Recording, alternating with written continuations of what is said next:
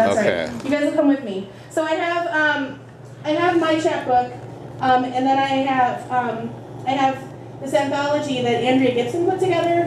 It's called "We Will Be Shelter Poems for Survival."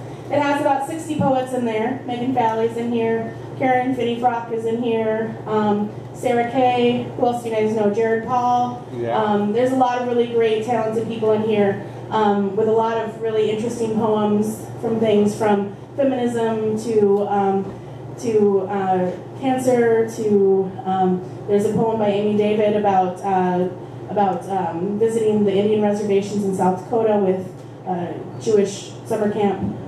So a lot of different types of things. But I have a piece in here that I would like to share with you guys. It's a tougher piece, but I'm going to take it down, but then I'm going to bring it back up. All right? Okay.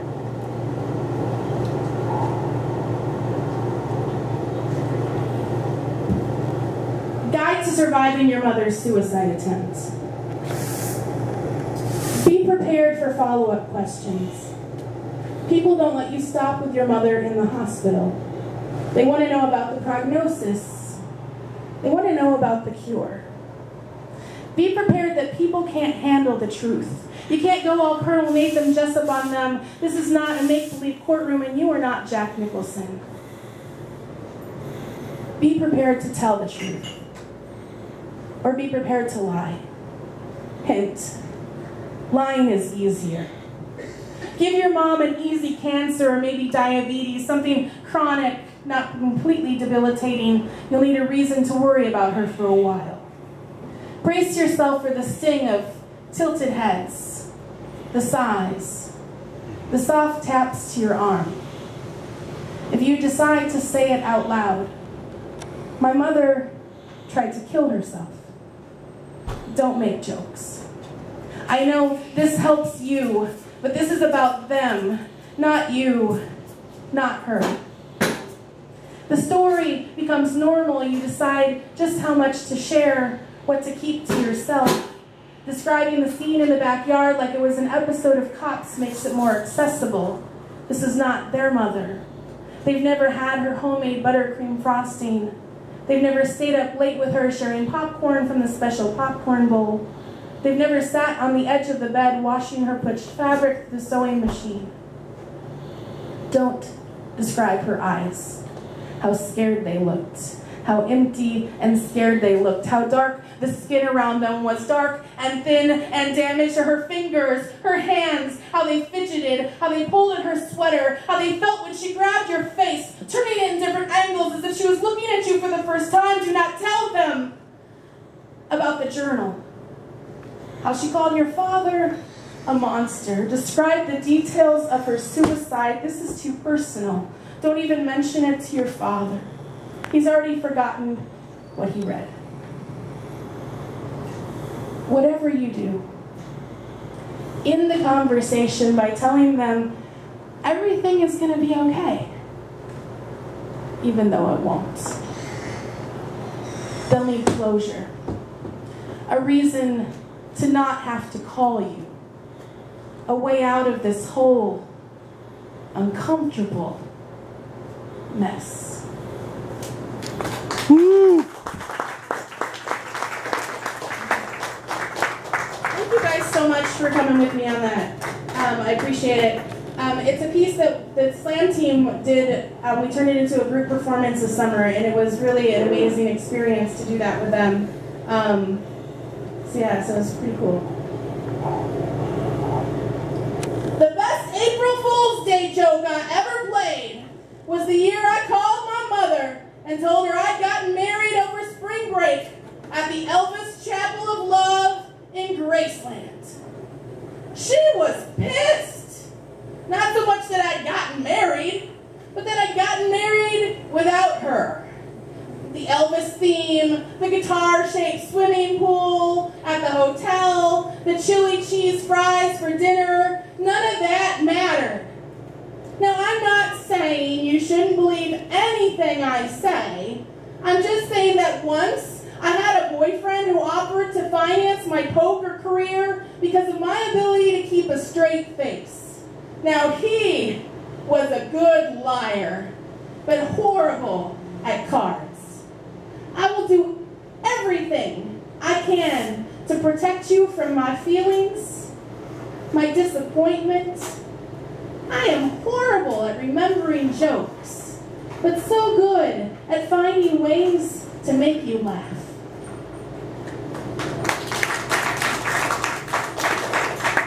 So in addition to the chapbooks that I have, oh, by the way, if you get these two together, this is normally 20 bucks at the bookstore, but if you get it from me, it's 18, or if you get it with my chapbook together, they're 25. So that saves you a bunch of money. So in addition to those, I also handmade journals, and so I have some handmade journals too if you're looking for a new journal. It's nice, good paper that you can draw, you can paint, you can, use the fancy gel pens like that I like to use, and it won't bleed through. So those are here too. All right, how's everyone doing? Where's David? Because Uncle going out of the country tomorrow showed up and stole them away. Oh man! Do you still want to hear the poem? Oh, we do. All right. Yes. I should have known. I would have done it right before he left. I told him he should have requested it, and he's like, no, I'm not doing it. He likes this poem for some reason. Do you guys know who Jane Fonda is? Yeah. She's kind of making a comeback, right? Yeah.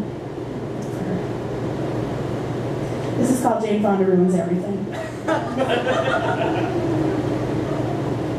The VCR was a Sony wet dream, the result of a decade of appliance making to get people to watch more television. We're talking 1982, when there was no Blockbuster, not because they'd closed yet, but because nobody had come up with the idea for Blockbuster yet. No DVDs, no Netflix, no Food Channel, no Oprah Winfrey Network. You watched your television, on your television, when the printed TV guide told you your programs were on.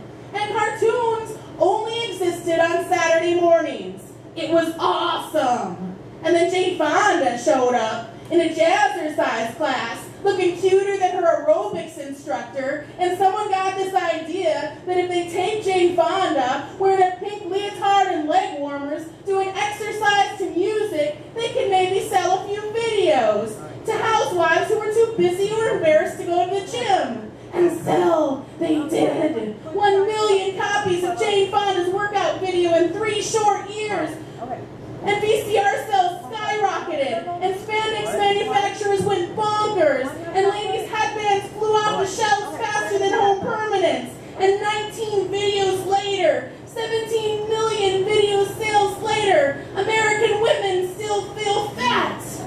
But they can sit at home with their videos, eating microwave movie butter-flavored popcorn, wearing fluorescent spandex bodysuits if they want. Because this is not a body image poem. This is about how another drive-in movie theater closed, and there are only like 338 left in the United States. According to Nerf Magazine's June 2014 story, only 5 in Washington. And maybe I'm being a little bit nostalgic here, but I think everyone should experience a drive-in movie. But Hollywood is getting rid of them. And like the family farms before them, the drive-ins can't afford the upgrades, especially since none of you people are going to them. Soon, we'll have no reason to cram 8 of our closest friends into the trunks of our cars. Memories of seeing E.T. in a rainstorm will be washed down the sewer drain.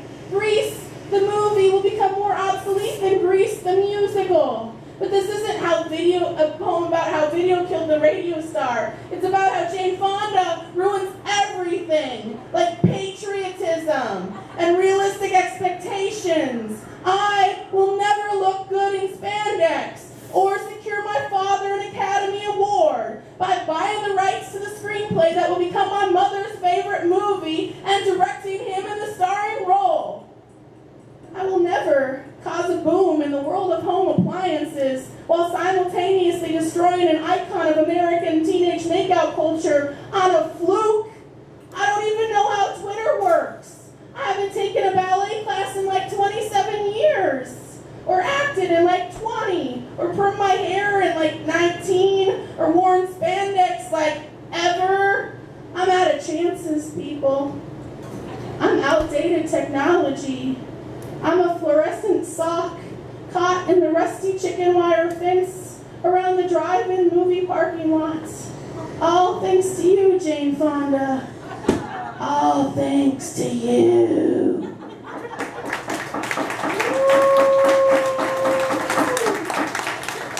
my goodness, Jane Fonda. Oh, how's everyone doing? Better than Jane Fonda. Jane Fonda.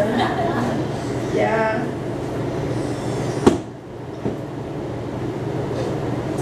Are there any Greek mythology fans in the audience? Woo! Couple raise their hands. Yeah. All right, it's hot up here. Do you guys know the story of Artemis? Yeah. What do we know about Artemis? It's a lady. This lady. What else do we know? She's God. Hunter. A hunter. Anyone else? Do we know anything? Apollo chaser. What? Apollo chaser. Apollo chaser. Oh, she was Apollo's sister. Apollo's sister. She had silver arrows. She was a Capricorn. I don't know about that. Well, I took this class once called Deconstructing the Goddess, and we had to pick a goddess and like deconstruct her. What I found, I just randomly picked Artemis because I was like, that's cool, that's a cool name. And what I found out was that Artemis is often compared to Mary from the Bible. Like there's people who study the history of things will make claims that they made the story of Mary off of the story of Artemis. She never had kids.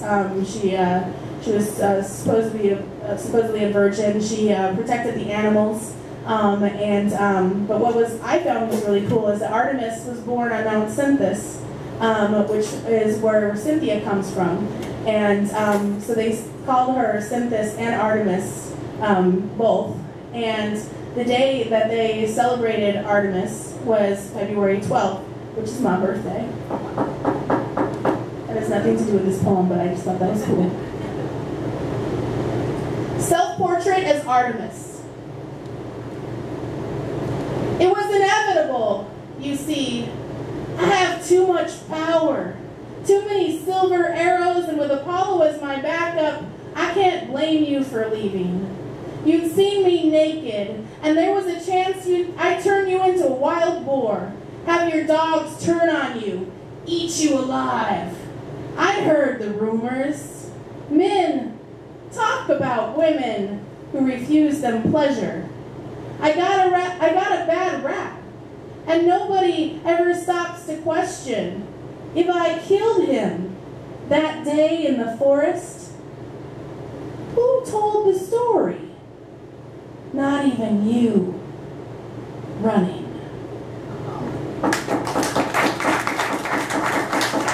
You guys notice that, like, in a lot of these old stories, like, they'll be like, oh, women are evil, but, like, nobody, all the men supposedly died, so I don't know who told the story about how evil the women were. So it just makes you think. Right? Right? Yeah. As I